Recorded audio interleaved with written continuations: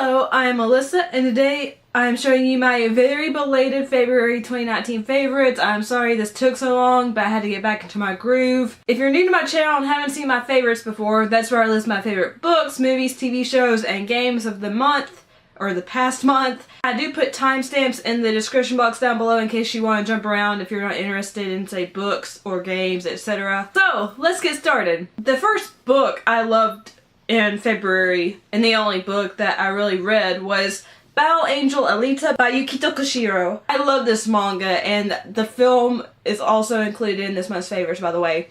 But this is such an amazing story, but I loved this. This is a very amazing science fiction manga series, and since it is a manga, you do read it backwards from right to left. Try not to show any spoilers. Here's a quick look. Okay, but it's just so enthralling. It's just such, it's just sci-fi goodness. If you have not read this yet and you want to get into manga or you love manga, this is a great place to start. I haven't read too much manga, but I was enthralled by this, and it's super easy to learn how to read it after the first few pages, so definitely check out Battle Angel Alita. Now moving on to movies, there are quite a few, and if you want to see all the movies I watch but don't list here, you can follow me on Letterboxd, which is this amazing app that lets you rate movies you've seen and review them if you want to. I'm not being sponsored, I just really love this app and would love for you to follow me. I'll follow you back because I like to see what you rate movies too, so that link is in the description box down below. The first movie I really loved this month was the Lego Movie 2, the second part, which is a really weird title. But the Lego Movie 2, even though it's not as great as the first Lego movie, is still just a wonderful piece of animated film with really important messages tucked under its humor and its really catchy songs. Seriously, the songs will stay in your head for a day or two at least. Again, you're hearing the voices of Chris Pratt, Elizabeth Banks, Alison Brie. You also hear Tiffany Haddish as the new villain, Whatever Wanabe. And you just get to see the Lego characters interacting with more properties, different characters. And it's just such a joyous, vibrant, colorful blast of fun that is perfect for the family to watch. I watched this with my boyfriend. We are both adults and we both love this movie, so it's great for all ages. And I highly recommend you watch it. It's so much fun. The next one up is one that I liked way more, I think, than my boyfriend did, just because I love musicals, and that is Anna and the Apocalypse, which is such a rare treat of a film. Anna and the Apocalypse is basically High School Musical meets zombies.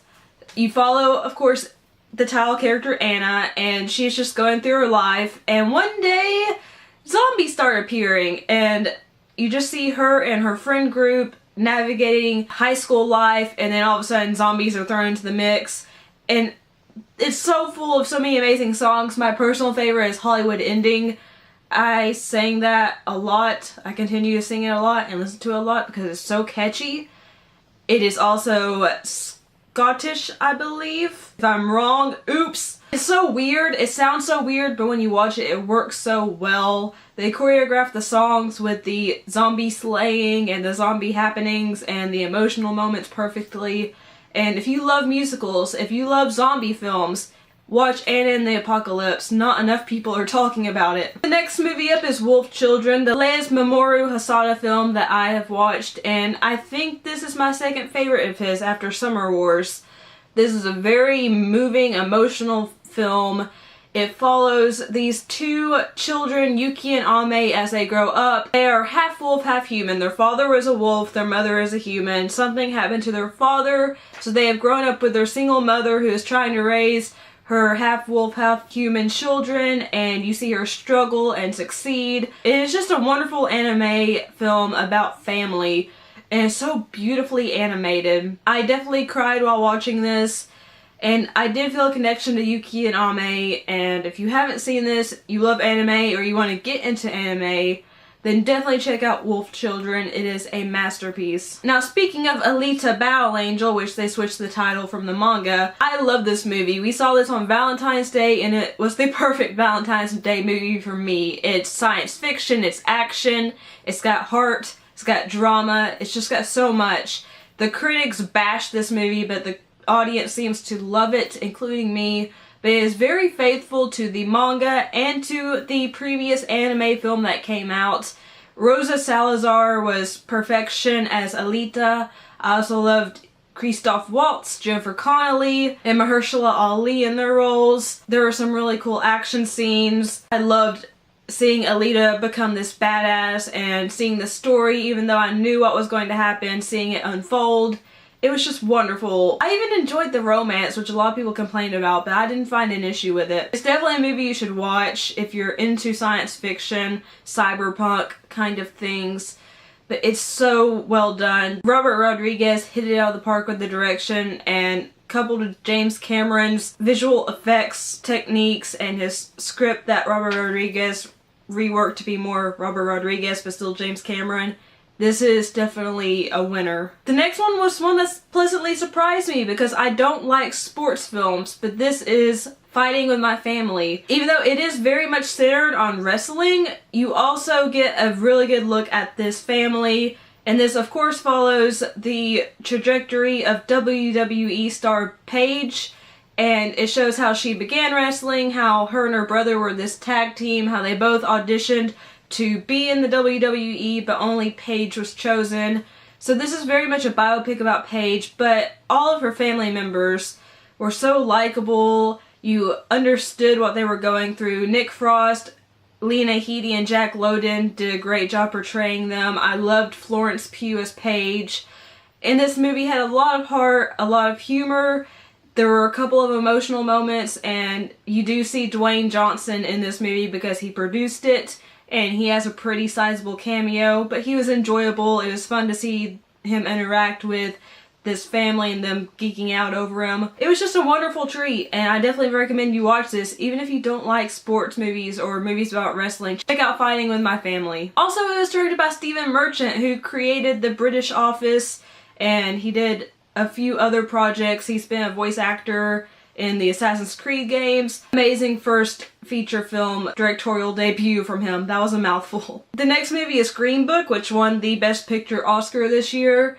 I didn't think it was as good as the other films in this category, or at least most of the other films, but it's still a feel-good movie. Viggo Mortensen and Mahershala Ali popping up again in my favorites were great. The story was heartwarming, and it did shine a light on the racial struggles that happened during the South during this time. And it was just such a wonderful film. And the actors really are what made this film have the beating heart it has.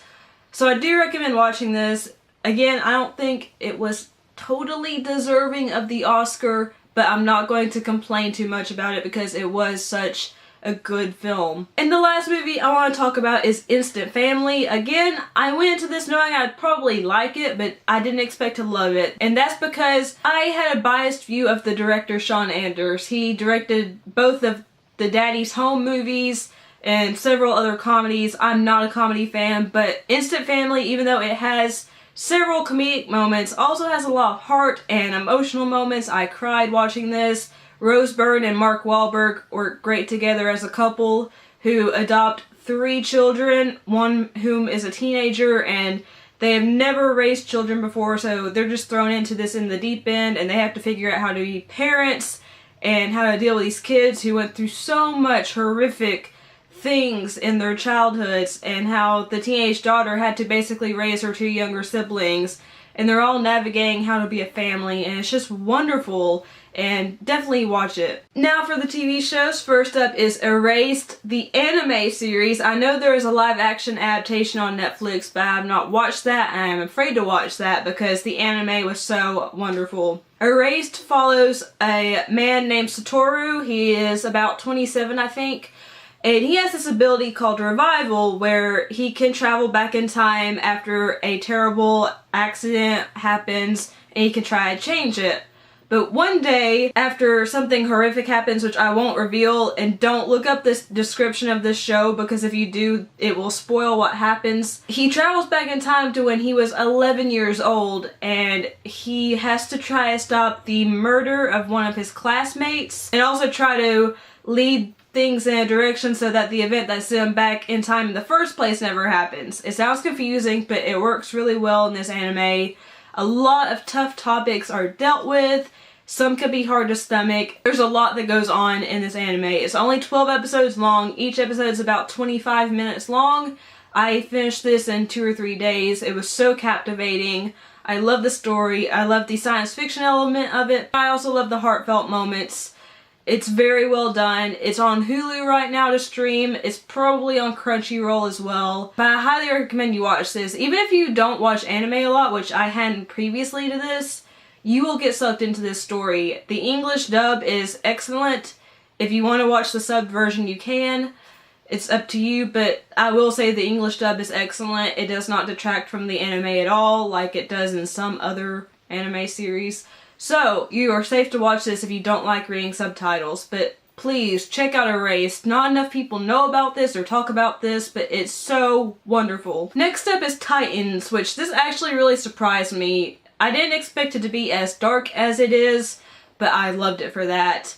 And of course, this was infamous because during the trailer, Robin says, "F*** Batman," but not censored like I just censored it in this video. You see the Titans, who are Robin, Starfire, Raven, Beast Boy, all interacting, all learning about their powers and getting used to them, coming into contact with other heroes from the DC universe such as Cyborg and, oh, I forgot her name. She's Wonder Woman's assistant, accomplice, underling, mentee. But you see these people, you see the pilot episode technically for Doom Patrol in this as well. But it's so much fun. There are a lot of serious moments, a lot of badass action scenes. Robin, who is played by Britton Thwaites, is the breakout character. I love this show, and I love the direction it went in, and I was pleasantly surprised by it. Next up is Luther Season 5. There are only 4 episodes in this season, and they're about 50 minutes each. It is a very captivating season. I love Luther. I've loved every season, and there are definitely a lot of twists and turns in this season. There is a resurrection of sorts, that's all I will say, that kind of works, kind of leaves you disappointed. That's the main drawback of this series. I went a little British there. Season. But it's still a really well done season. Idris Elba is fantastic as always as John Luther. And I highly recommend you watch the show if you haven't. If you're in the United States, you can watch the first 4 seasons on Netflix, and it's just a wonderful detective crime thriller show. And the last TV show I want to talk about is Pen 15, which when you see how it's spelled, you'll get the joke. But this is actually way better than I thought it would be. It is a Hulu exclusive, and it was created by Maya Erskine and Anna Konkle. And they portray their 13-year-old selves even though they're not 13. The rest of the actors are 13-year-olds, but they are not. But they are pretending to be 13, if you get my drift. Okay, I'm overcomplicating things.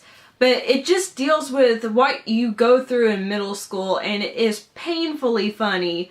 I experience a lot of what Maya and Anna go through in this series. It deals with, you know, having your first period, which I just suddenly lost a lot of men. I'm sorry. Blood. Ew. It deals with having to shave your legs, having crushes, dealing with your friendships changing. There's just so much that goes on, and anyone can relate to this show. It's also really funny. It is raunchy. This is definitely a mature rated TV show. They say every curse word imaginable. But I mean, you get that in middle school. I heard my first F-bomb in middle school. I'm not joking. I went to a Lutheran school. I didn't hear any cuss words until middle school when I heard everything. So this is very realistic, and I really connected with the characters and the setting, and it reminded me of my own middle school years. Those painful, painful years. But this is a delightful show. Watch it. And lastly, I forgot to bring it with me, but my favorite game of February was Resident Evil 2 Remake, if you want to put the remake on there. I never played Resident Evil 2, the original, but this remake is so fantastic. The graphics look amazing. I loved playing as Claire during my first run through. I liked that there were so many interesting enemies. Every time Mr. X would come around, I would freak out and run. It is challenging. I died a lot, but it's rewarding, and you learn how to be better at the game as you go along. And it was always such a treat to figure out a certain puzzle to gain a new weapon, and it just looked, again, so beautiful. Even the gory moments were so gorgeous, and this game is fantastic.